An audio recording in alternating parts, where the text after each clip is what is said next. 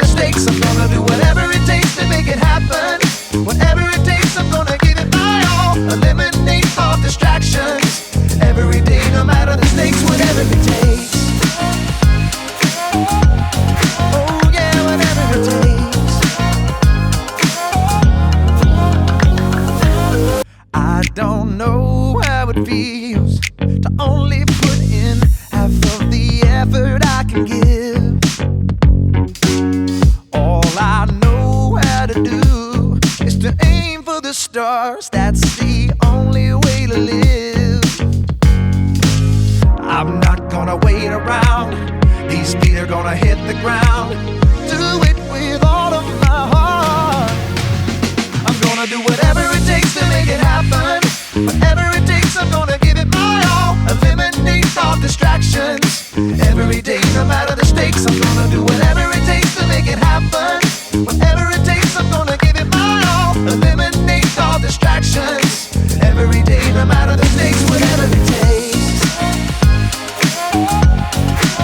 Oh, whatever it takes. I gotta do whatever it takes. You gotta do whatever it takes. We gotta do whatever it takes. I gotta, you gotta, we gotta do. Oh, I'm gonna do whatever it takes to make it happen. Whatever it takes, I'm gonna give it my all. Eliminate all distractions. Every day, no matter the stakes, I'm gonna do whatever it takes to make it happen. Whatever it takes, I'm gonna give it my all. Eliminate all distractions. Every day, no matter the stakes, whatever it takes. Oh yeah, whatever it takes. Yeah.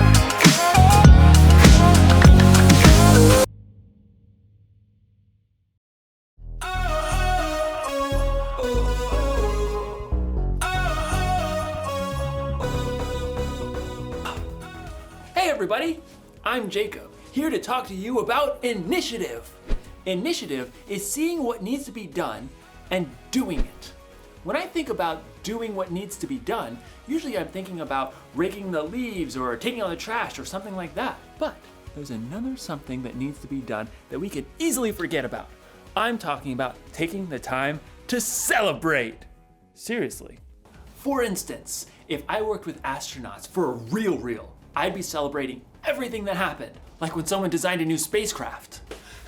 Hey guys, look at this new spacecraft design. Or anytime there was a countdown. 5, 4, 3, 2, 1.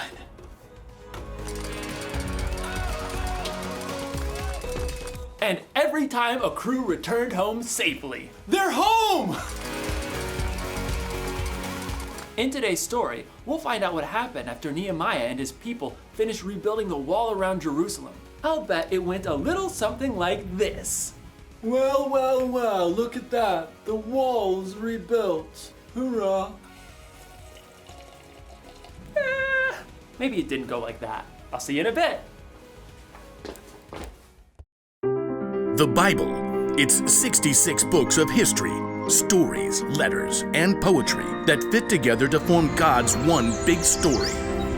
The epic adventure of how He created us and loves us so much that He made a way to rescue us. As we travel through the Bible, from Genesis to Revelation, we discover people who met God and found their lives changed forever. Now, for an amazing story, inspired by the book of Nehemiah, chapters 3, 4, 6, and 8. Nehemiah grinned as the new gates to the main entrance of the city of Jerusalem swung open for the first time.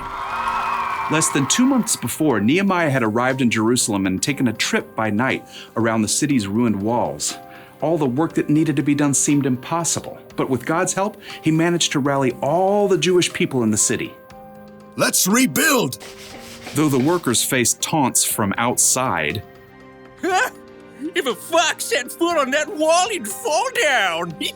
and trouble from within, We're starving. Our own relatives are charging high interest to loan us money for food. Nehemiah and the Jewish people stayed focused on the task at hand. Now, the wall of Jerusalem had lay in ruins for over 100 years, and the workers were a ragtag group of farmers and priests and goldsmiths. But in just 52 days, God had helped them rebuild the entire wall of Jerusalem, including the towers and the gates. Their enemies were, let's just say, less than pleased. Well, rats. The Jews in Jerusalem were no longer open to attack. Once again, they could feel safe and grow strong. Nehemiah knew the reason for their success. God has helped us finish the work. Now that we have a safe place, we'll honor God by reading his law. A short time later, Nehemiah called all the people together. Men, women, and children gathered by the water gate at sunrise to hear the prophet Ezra read God's word. The Lord is the great God. Amen. Everyone bowed down, faces to the ground, praising God for all he had done for them. Ezra read God's word until lunchtime, and the Levites taught the people what God's laws meant. We haven't followed God's rules. We haven't done a good job of loving God and loving others. I've been mean to my little sister. Mothers and fathers, boys and girls began to weep when they all realized just how far they had wandered from God. But Ezra encouraged them. This day is set apart to honor the Lord your God. So don't weep. Don't be sad. Nehemiah called out over the crowd. Go and enjoy some good food and sweet drinks. Send some of it to people who don't have any. This day is holy to our Lord, so don't be sad. The joy of the Lord makes you strong. Yeah, party time! Tears turned to laughter when people realized it was time to celebrate one of God's feasts, Sukkot. Sukkot? What's that? The Feast of Booths. It's a way to remember how God took care of our people in the wilderness after he led them out of slavery in Egypt. Everyone lived in tents and booths. I want to make a booth. We need to go out and collect olive branches and build shelters to live in during the feast. All the people went into the hill country. They cut branches from olive, myrtle, palm trees and brought them back into the city. There, they built shelters everywhere, on rooftops, before the gates, even in the courtyard of God's temple. We get to sleep outside? This is awesome! Everybody lived in those shelters for an entire week while they celebrated what God had done for them. Woohoo! The people were filled with joy as they were reconnected with the God who loved them so deeply. In fact, the Israelites had not celebrated the Feast of Booths like this in hundreds of years. Not since Joshua led our people into the Promised Land. Each day, Ezra read more of God's laws to them, and the people began to understand all that God had planned for them.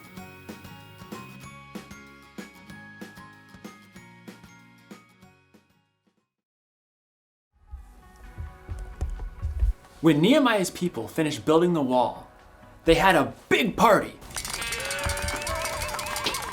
And how did they celebrate? By reading God's word and looking back on all the ways God had been there for them. We should celebrate God like that too. Not just on days like Christmas or Easter, but all the time. When God answers a prayer, we should celebrate. When God helps us make wise choices, or when he helps us make things right with someone we've been fighting with, we should celebrate. And if you can't see something right now to celebrate, look back at all the things God has done. Look at the stories in the Bible.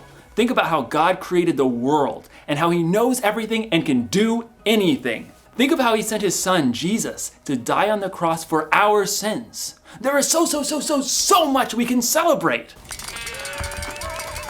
Here's the one thing to remember today. Look for ways to celebrate what God has done. And keep your eyes open for what God is doing in your life right now. And when you see something that needs celebrating, celebrate! Hoorah! Probably not like that though. More like this. 5, 4, 3, 2, 1. Blast off!